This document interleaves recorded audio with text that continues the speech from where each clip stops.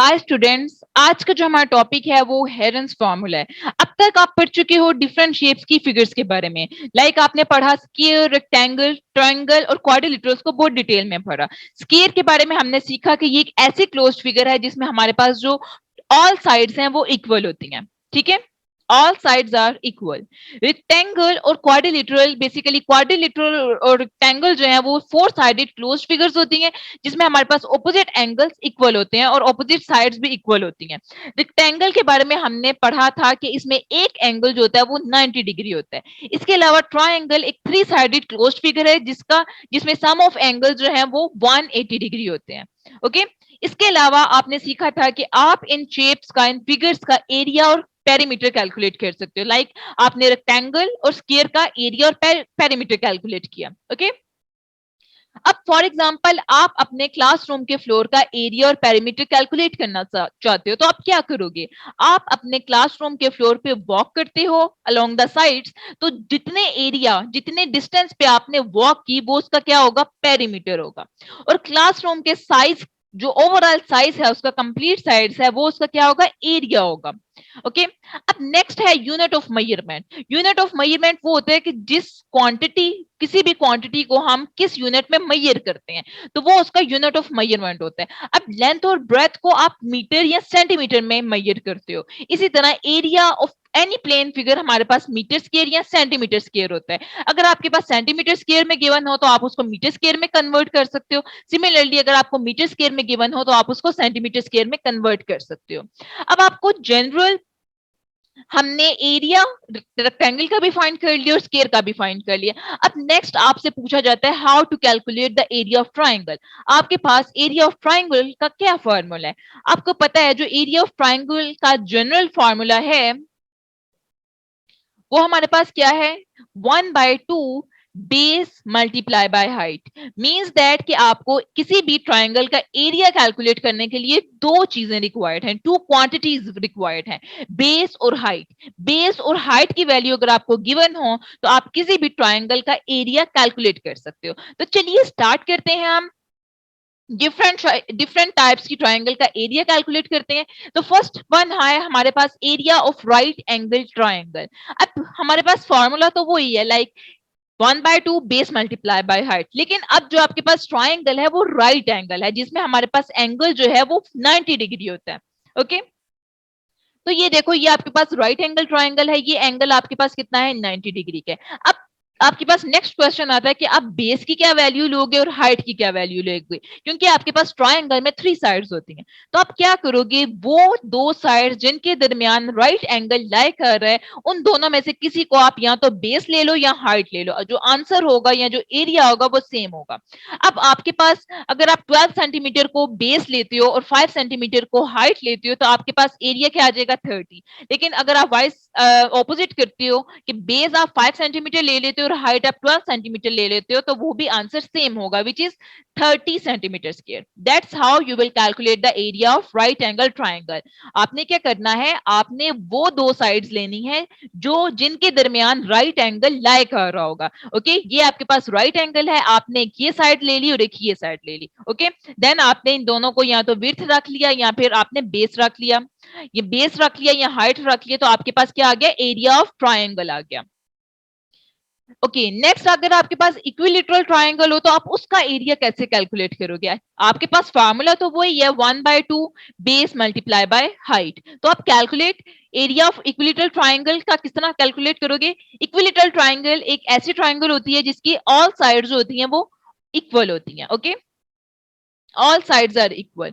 अब आपके पास ये एक इक्विलेटरल ट्रायंगल गिवन है जिसमें ये भी साइड 10 सेंटीमीटर है, ये भी साइड 10 सेंटीमीटर है और क्यू आर है, ये भी क्या है? 10 सेंटीमीटर है। अब आपने इसका एरिया कैलकुलेट करना है तो आपके पास फर्स्ट क्वेश्चन आएगा कि बेस तो आप 10 सेंटीमीटर ले लोगे Q R, but what about height? Height आप किस तरह कैलकुलेट करोगे? अब आपने क्या करना है? आपने क्यू आर का मिड पॉइंट फाइंड करना है। ओके, अगर आप मिड पॉइंट फाइंड करोगे तो आप क्या करोगे, 5 सेंटीमीटर ये पोर्शन हो जाएगा और 5 सेंटीमीटर एम आर का पोर्शन हो जाएगा। तो ये जो पॉइंट एम है ये आपके पास क्या है, mid point of Q R. Next आपने क्या करना है, पी को पॉइंट एम से ज्वाइन कर लेना है, तो आपके पास पी एम जो है ये एक स्ट्रेट लाइन आ जाएगी, या आप कह सकते हो यहाँ जो एंगल बनेगा वो कितना है, 90 डिग्री। अब ये आपके पास एक पी एम क्यू जो है ये आपके पास एक राइट एंगल ट्राइंगल आ गई है। आपने क्या करना है, आपने हाइट फाइंड करनी है। तो आपके पास बेस भी गिवन है और आपके पास हाइपोटेन्यूज भी गिवन है। तो आप according by using Pythagoras theorem आप क्या कर सकती हो, इस ट्राइंगल की हाइट फाइंड कर सकते हो। तो आप क्या करोगे, आपके पास फॉर्मूला क्या है, P Q square is equals to P M square plus Q M square.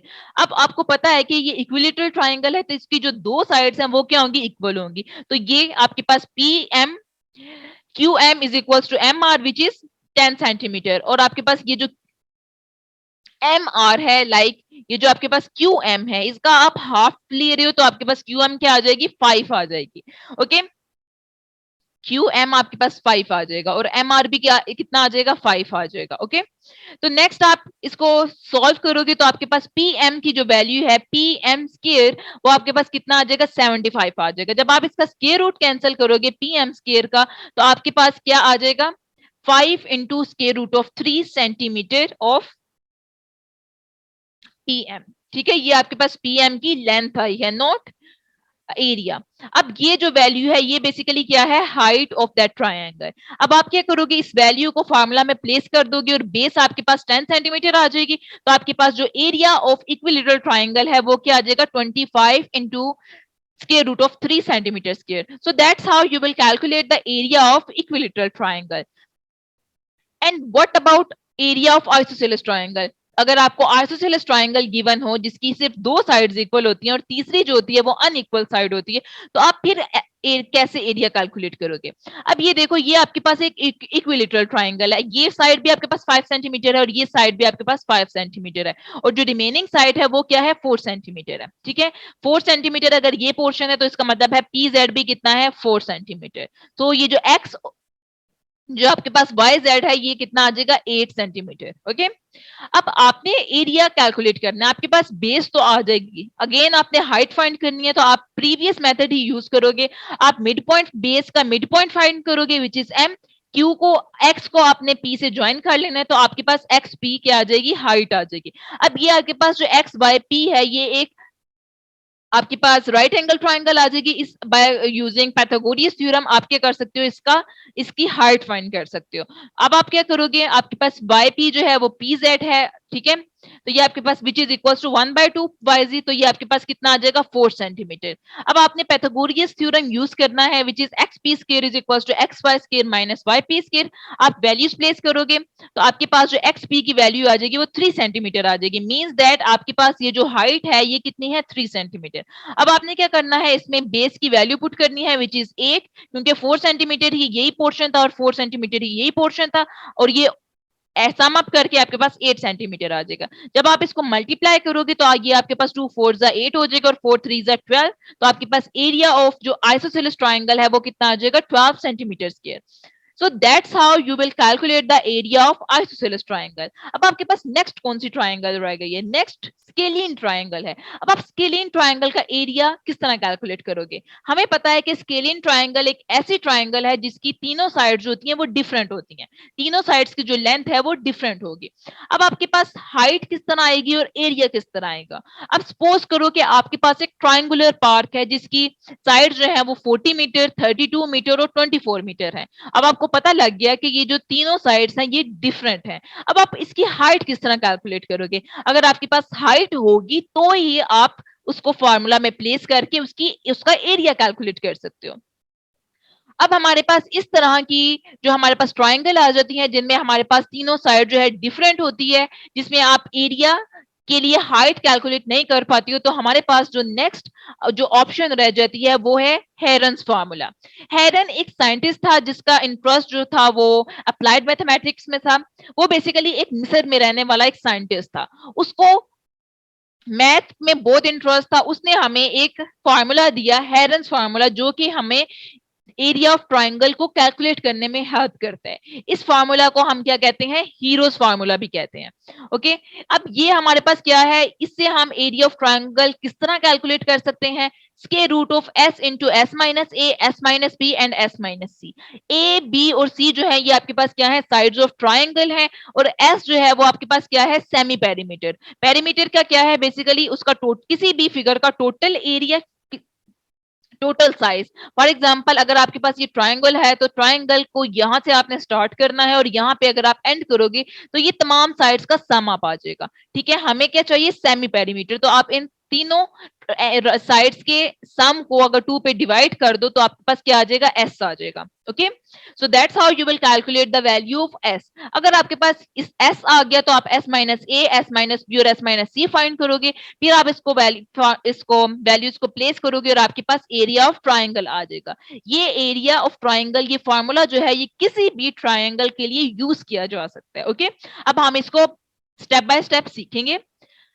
तो आपको जो ट्रायंगुलर पार्क की जो वैल्यूज गिवन थी, ट्रायंगुलर पार्क की साइड्स की जो वैल्यूज गिवन थी वो क्या थी, ए 40 मीटर, बी 24 मीटर, सी 32 मीटर। आपने कैलकुलेट क्या करना है, एस कैलकुलेट करना है। एस के लिए हम क्या कैलकुलेट करते, कैसे कैलकुलेट करते हैं, इन तीनों साइड्स को सम अप करेंगे और 2 पे डिवाइड कर देंगे, तो आपके पास एस की जो वैल्यू है वो 48 मीटर आ जाएगी। ओके, अब नेक्स्ट आपका क्या स्टेप है, आपने s minus A, S minus B और s माइनस सी फाइंड करना है। s की वैल्यू 48 है, 48 minus 40 which is 8 metre. s minus B, s आपके पास 48 है और b आपके पास 24 है, तो s माइनस बी कितना आ जाएगा, 24 मीटर। सिमिलरली s माइनस सी आपके पास 16 मीटर आ जाएगा।